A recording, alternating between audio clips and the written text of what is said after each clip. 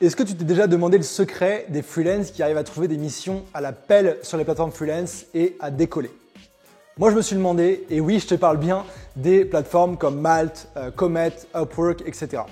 Dans cette vidéo, je vais t'expliquer mes meilleurs conseils que j'ai expérimentés et que j'ai aidé aussi des centaines de freelances à expérimenter avec succès pour arriver à hacker les plateformes freelance et faire en sorte qu'elles te recommandent en continu pour de nouvelles missions.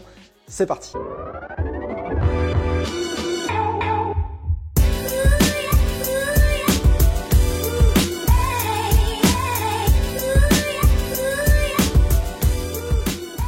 Si ce n'est pas encore fait, je t'invite à t'abonner à ma chaîne YouTube et à cliquer sur la petite cloche pour être sûr de rater aucun de mes conseils sur le freelancing, le nomadisme et tous mes conseils pour avoir une vie de liberté. Avant de commencer, petite question pour toi. Est-ce que tu as déjà utilisé les plateformes freelance et quels résultats ça a donné pour toi? J'aimerais bien lire ta réponse en commentaire sous cette vidéo. Ça m'aide à adapter les contenus et voir un petit peu où vous vous situez par rapport à ça et vos expériences. Et ça me permet d'améliorer ces vidéos.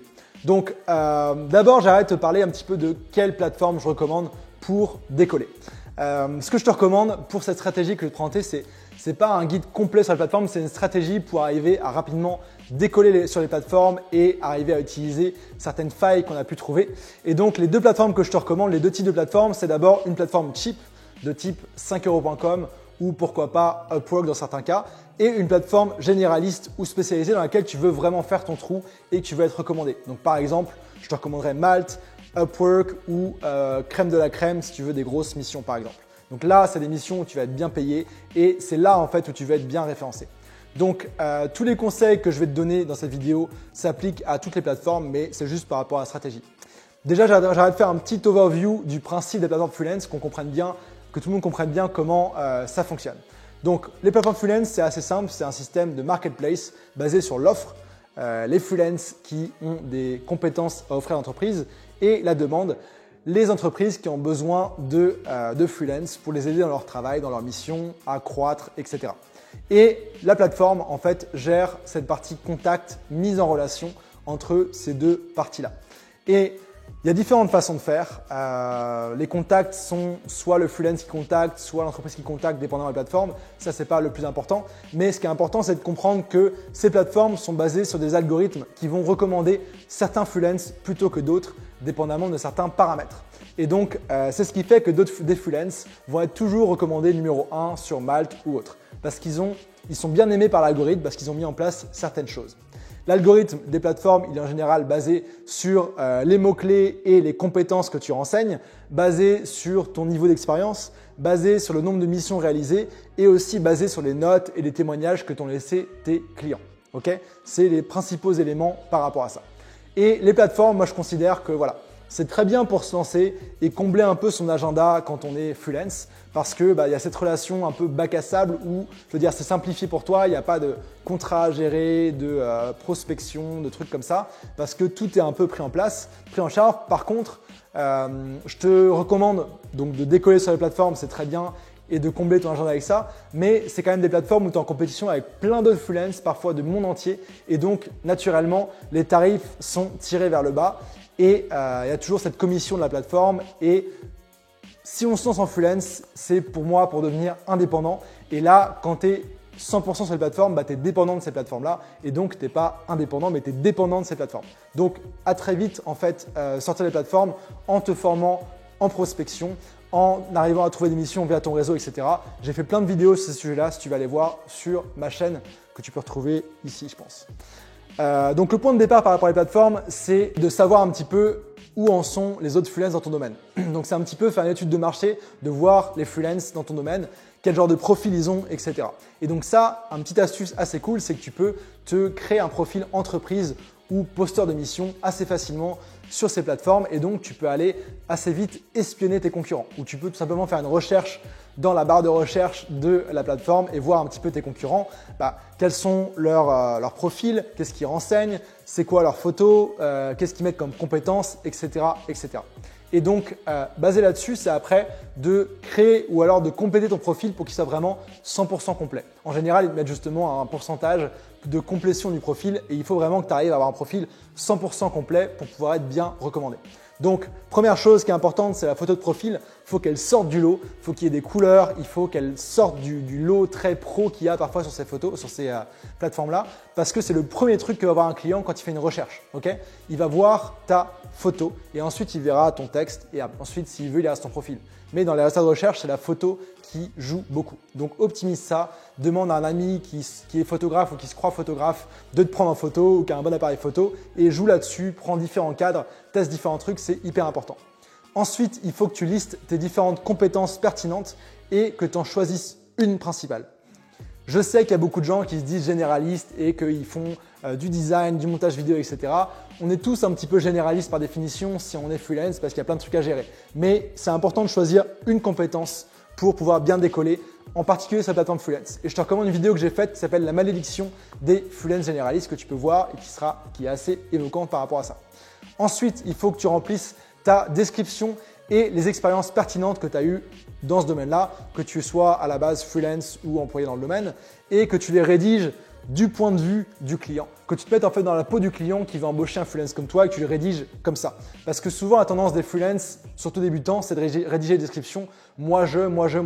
Mais c'est plutôt qu'est-ce que tu peux apporter à ce client-là. Donc un switch hyper important à faire par rapport à ça. Et n'hésite pas aussi à bien aérer ton texte, mettre des emojis, rendre ça assez punchy, assez dynamique. Et puis un point hyper important aussi, ça va être ta phrase d'accroche. Notamment sur Malte, tu peux mettre une phrase qui détermine ce que tu fais. C'est pareil sur LinkedIn aussi. Et d'ailleurs, tu pourrais baser ton profil LinkedIn sur ton profil des plateformes bien optimisé. Et donc, une phrase d'accroche qui est tout simplement « J'aide les X à Y grâce à Z ». Donc, les X, c'est la cible que tu as identifiée. Le Y, c'est le résultat que tu veux leur apporter. Et Z, c'est ta compétence, ta différenciation, ta méthode qui est particulière. Donc, je t'invite à regarder cette vidéo que j'ai faite sur justement l'analyse du profil LinkedIn d'un freelance qui permet de te mettre dans les chaussures d'un de tes clients ou de tes prospects et de bien rédiger ton profil par rapport à ça. Et puis, sur les plateformes, point suivant, ils ont parfois des certifications que tu peux passer. Donc passer ces certifications, notamment sur Upwork, ça t'aide à sortir dans les résultats. Et puis, n'hésite pas aussi, comme je le disais dans une autre vidéo, à récupérer des témoignages de tes clients, que ce soit sur la plateforme ou des témoignages externes ou des témoignages d'anciens collègues, à pimper ton profil au maximum. Et puis aussi par rapport aux compétences que tu choisis, donc mettons que tu es copywriter, ok? Tu choisis juste de te focus sur le copywriting, donc il faut que ce soit dans ta phrase d'accroche en haut de ton profil, par exemple s'il y en a une, dans ta description que ça apparaisse plusieurs fois, 2-3 fois, pas trop non plus, dans chaque expérience aussi, et puis dans tes compétences de la plateforme, pour qu'elle comprenne bien la plateforme que ok, tu es copywriter et je vais te recommander pour ça si je te recommande. Et puis ce que je te dirais en fait, le hack par rapport à ça, on va justement en parler par la suite. C'est au niveau du tarif sur les plateformes. Je te recommande sur les plateformes généralistes, en fait, celles que tu vises à long terme pour avoir plein de missions, donc de type Malte, Upwork, Comet, Crème de la Crème, etc. Que tu mettes un vrai tarif. Donc, tu auras étudié un peu ta concurrence, donc tu pourras mettre ce tarif-là. Et sur la plateforme cheap que tu vas utiliser, typiquement 5euros.com ou aussi Upwork, de mettre un tarif assez cheap parce que tu vas voir, le hack, il est assez subtil mais hyper puissant. Et justement, on rentre dans la partie hack qui est hyper puissant pour décoller rapidement sur les plateformes et te générer des missions, un portfolio, des témoignages et après te faire recommander en plus par la plateforme. Ce hack, en fait, c'est que tu vas te mettre sur la plateforme cheap et donc tu vas avoir un tarif assez économique, tu vas avoir un profil assez attrayant parce que tu auras fait ce travail-là et donc tu vas normalement obtenir pas mal de missions sur cette plateforme cheap, mais des missions pas chères. Et c'est ok parce que le but, c'est justement d'avoir des témoignages, etc., enfin d'avoir des missions et d'avoir plein de missions. Donc, tu as plein de gens qui vont te contacter pour ça. Et ce que je te propose de leur demander à ces missions-là, c'est de passer sur la plateforme que toi, tu veux optimiser. Donc, par exemple, tu obtiens des missions sur 5euros.com, tu proposes à ces clients-là de passer sur Malte et tu leur fais encore une réduction ou peu importe ce qu'il faut pour qu'ils passent sur Malte parce que comme ça, tu vas avoir des missions sur Malte ou sur ta plateforme que tu auras choisi d'optimiser. Tu vas avoir des missions, des témoignages, des vues sur ton profil, etc.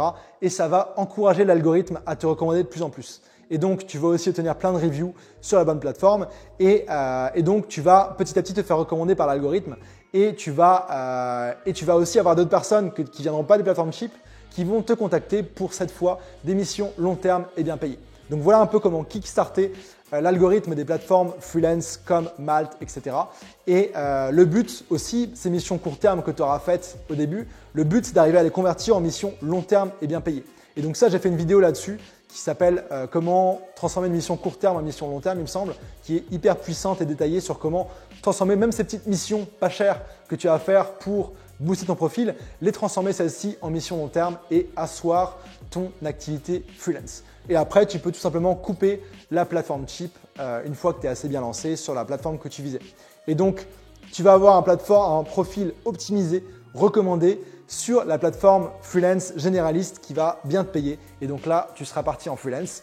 Et la prochaine étape, ce sera, comme je te disais, de petit à petit te détacher des plateformes pour pouvoir augmenter tes tarifs, être en contrôle de ton activité et être vraiment indépendant. Et ça, je te recommande la vidéo sur la prospection qui est dans le petit i. Là, tu peux la trouver, je l'ai mentionné précédemment. Voilà pour cette vidéo. Dis-moi en commentaire si ça t'a plu, cette vidéo, si tu as appris des choses intéressantes, si tu connaissais ce hack ou pas. Et puis, je te dis à très vite pour une nouvelle vidéo. Si tu as aimé cette vidéo, je t'invite à me laisser un pouce pour me l'indiquer et que je fasse plus de vidéos dans ce style-là. Si c'est toujours pas fait, je t'invite aussi à t'abonner à ma chaîne YouTube et à bien cliquer sur la cloche de notification pour être sûr de rater aucun de mes conseils sur le freelancing, le nomadisme digital et plus généralement la liberté. Et puis, si tu regardes cette vidéo et que tu as le projet ou que tu es déjà lancé en freelance, bonne nouvelle pour toi, j'ai mis en place une formation vidéo offerte qui s'appelle les 7 étapes pour devenir freelance à distance. Tu peux accéder directement tout de suite en cliquant sur le premier lien en dessous de cette vidéo. Je te dis à demain, ciao ciao.